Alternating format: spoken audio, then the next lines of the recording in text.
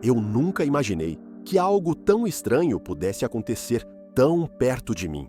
A Emily era minha melhor amiga e a estrela do time de atletismo da escola. Ela sempre levava os treinos muito a sério, tanto que costumava ficar depois do horário, sozinha, treinando voltas na pista. Para ela, aquilo era uma forma de se desconectar do mundo e focar em seus objetivos. Nunca pareceu perigoso.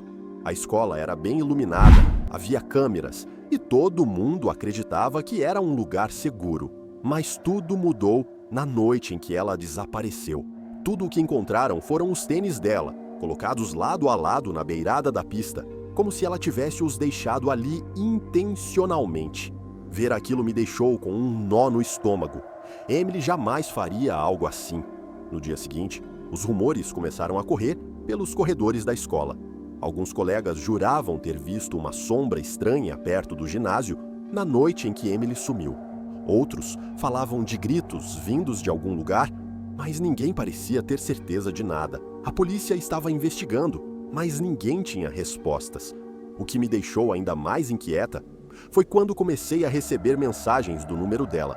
A primeira dizia: "Você acredita em mim?" Depois veio outra: "Por favor, me encontre." Fiquei estática, olhando para o celular. Era o número dela, mas não parecia ser a Emily. As palavras não tinham o tom que ela usaria.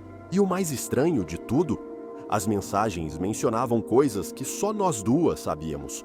No começo, tentei acreditar que alguém estava usando o celular dela para me assustar. Talvez fosse uma brincadeira de mau gosto, ou até um erro bizarro, mas as mensagens começaram a ficar mais específicas. Uma delas dizia: "Você lembra daquela noite no acampamento? Está acontecendo de novo." Meu coração disparou. Ninguém além da Emily sabia o que aconteceu naquela noite. Foi algo que guardamos só para nós. O barulho estranho na floresta, as pegadas que apareciam e desapareciam na terra molhada. E o medo sufocante de que algo estivesse nos observando. Não tinha como mais ninguém saber disso. Naquele momento, percebi que não era uma pegadinha. As coisas ficaram piores quando comecei a receber fotos. A primeira foi da pista de atletismo, tirada de um ângulo estranho, como se alguém estivesse deitado no chão. Depois, veio uma foto ainda mais perturbadora. Minha mesa na sala de aula, com meu caderno aberto, exatamente na página onde eu havia rabiscado o nome da Emily. Foi nesse momento que o medo virou pânico real. Quem quer que estivesse enviando aquelas mensagens sabia onde eu estava e o que eu fazia. Decidi contar a um professor, mas ele apenas me disse para não criar confusão. Eu me senti sozinha e exposta. A gota d'água veio numa noite em que recebi uma mensagem que dizia: "Olhe pela janela." Meu corpo inteiro congelou. Respirei fundo, tentando me convencer de que era apenas coincidência ou um trote estúpido, mas a curiosidade foi mais forte. Caminhei até a janela, puxei a cortina bem devagar e olhei para fora. No começo, achei que não havia nada, mas então percebi, do outro lado da rua, na sombra de uma árvore, estava uma silhueta. Era impossível ver o rosto, mas o jeito como a figura estava parada, imóvel, parecia errado, quase desumano. Pisquei e a sombra já não estava mais lá. Meu coração disparou. Quem quer que fosse, estava perto demais. Naquela noite, eu mal consegui dormir. No dia seguinte, recebi outra mensagem: "Venha até a pista." Sozinha, fiquei paralisada olhando para o celular.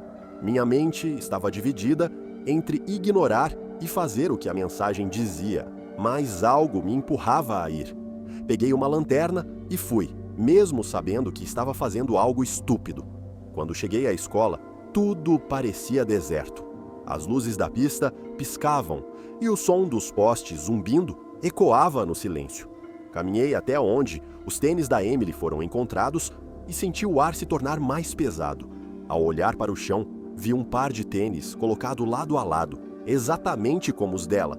Só que esses eram meus. Meu corpo inteiro ficou tenso, mas mesmo assim, me ajoelhei para olhar os tênis mais de perto. Ao lado deles, havia uma folha de papel dobrada. Peguei-a com as mãos trêmulas e abri devagar. A mensagem escrita dizia apenas: "Você está pronta?" Meu coração parecia que ia sair do peito. Antes que eu pudesse reagir, as luzes ao redor da pista se apagaram completamente. Eu fiquei no meio da escuridão, segurando a lanterna com força, mas mesmo a luz fraca dela parecia insuficiente. Foi então que ouvi passos, lentamente, se aproximando de mim, ecoando no silêncio. Me virei em todas as direções, tentando encontrar a origem, mas a lanterna não iluminava nada além do vazio. Gritei pelo nome da Emily, mas apenas o silêncio respondeu. O celular vibrou em minha mão e eu quase o deixei cair. Com medo, olhei para a tela. Era mais uma mensagem. Corra!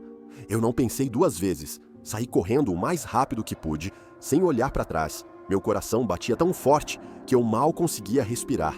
Mas continuei até chegar em casa. Tranquei todas as portas e apaguei as luzes, tentando me convencer de que estava segura. As mensagens pararam depois daquela noite, mas nada voltou a ser como antes. Às vezes, ainda sinto que estou sendo observada. O mais perturbador é saber que ninguém encontrou o celular da Emily. Quem ou o que estava enviando aquelas mensagens, eu não sei. Só sei que nunca mais fui a mesma desde aquele dia. Se você está gostando, deixa o like, se inscreve no canal e ativa o sino de notificações. Assim, você nunca vai perder um novo relato aterrorizante. Eu sempre ficava até mais tarde na escola por causa do treino de vôlei. A rotina era a mesma: treino, risadas com os colegas e depois o caminho até o estacionamento quase vazio. Foi numa dessas tardes que percebi algo estranho. Havia um homem de meia idade, sempre no mesmo carro, parado na extremidade do estacionamento. No começo pensei que fosse um pai, esperando o filho, mas ele nunca descia do carro, nem chamava ninguém, apenas observava. Era como se ele estivesse estudando cada movimento, sem pressa. Comentei com uma amiga, mas ela deu de ombros e riu, dizendo que eu estava sendo dramática. Mesmo assim, não consegui tirar aquele homem da cabeça. Alguns dias depois, tudo ficou mais claro. Uma tarde, enquanto guardava minha mochila no armário, percebi que ele estava com algo nas mãos. Foquei mais e vi que era uma câmera. Ele estava tirando fotos e a lente apontava diretamente para onde os estudantes estavam saindo. Meu coração acelerou. Decidi que precisava contar a alguém. Fui até a coordenação da escola e expliquei o que tinha visto. Até mencionei a câmera, mas o coordenador pareceu entediado, dizendo que o homem não era uma ameaça, apenas alguém que gosta de observar. Sair daquele escritório sem ser levada a sério foi um misto de frustração e desespero, e no fundo, eu sabia que aquilo não acabaria bem. Naquela noite, quando cheguei em casa, o desconforto voltou. Assim que abri a porta, vi algo que fez meu coração parar. Um envelope no capacho, com meu nome escrito à mão. Não havia remetente, apenas aquelas letras rabiscadas que pareciam feitas às pressas. Tremendo, levei o envelope para dentro e o abri. Dentro, 3 fotos caíram sobre a mesa. A primeira era minha, saindo do treino. A segunda mostrava o estacionamento, com um ângulo que parecia ser tirado do carro dele. Mas a terceira era da frente da minha casa. Foi como se o chão tivesse desaparecido sob meus pés. Ele sabia onde eu morava. Chamei meus pais imediatamente e mostrei as fotos, mas, para minha frustração, eles tentaram minimizar o que aconteceu. Disseram que poderia ser alguma brincadeira de mau gosto e que eu estava exagerando.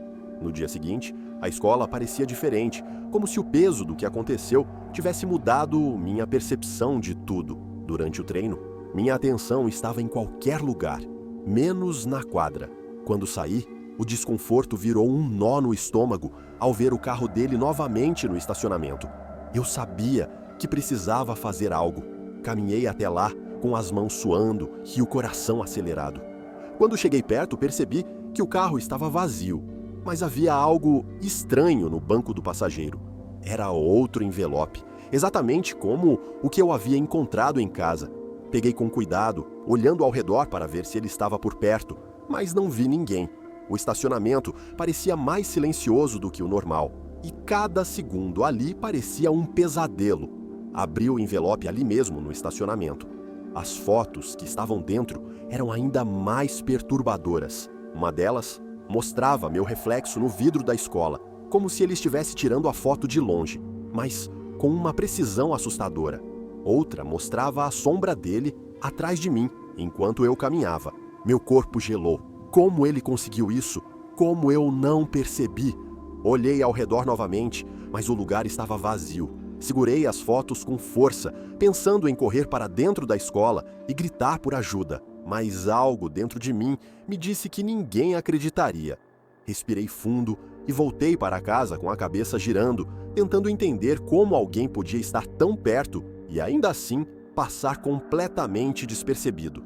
Quando cheguei em casa, o medo virou pânico puro. A janela do meu quarto estava ligeiramente aberta e eu tinha certeza de que a havia fechado antes de sair. Sobre a mesa, ao lado da cama, havia mais uma foto. Dessa vez, era de mim dormindo. Meu coração disparou como nunca. Como ele conseguiu entrar? Eu chequei portas e janelas, mas tudo estava trancado. Peguei a foto com as mãos trêmulas e corri para a sala. Mostrei para meus pais, mas eles pareciam mais preocupados com o meu estado do que com a gravidade do que estava acontecendo. Você precisa descansar, disseram, como se isso fosse resolver alguma coisa. Mas eu sabia, naquele momento, que não estava mais segura nem dentro da minha própria casa. Depois daquela noite, algo mudou dentro de mim. Não era mais só medo. Era uma sensação constante de que minha vida estava fora de controle. Mesmo que eu quisesse, não conseguia fingir que estava tudo bem. Durante os dias seguintes, cada movimento parecia suspeito. A cada esquina, eu esperava vê-lo surgir, e cada barulho em casa fazia meu coração disparar. Por mais que tentasse explicar para as pessoas ao meu redor, ninguém parecia levar a sério. Até a escola começou a evitar o assunto. Era como se o mundo inteiro estivesse conspirando para me deixar sozinha com isso. Desde aquele dia, nunca mais o vi, mas as fotos continuam chegando, sempre em envelopes iguais, sempre do mesmo jeito. Algumas mostram lugares que frequento, outras, imagens minhas que eu nem sabia que poderiam existir. Até hoje, não faço ideia de como ele sabe onde estou, mas é claro que ele sabe. O pior de tudo é a sensação de impotência, de saber que a qualquer momento ele pode aparecer de novo. E o pior, que talvez ninguém nunca acredite no que aconteceu comigo.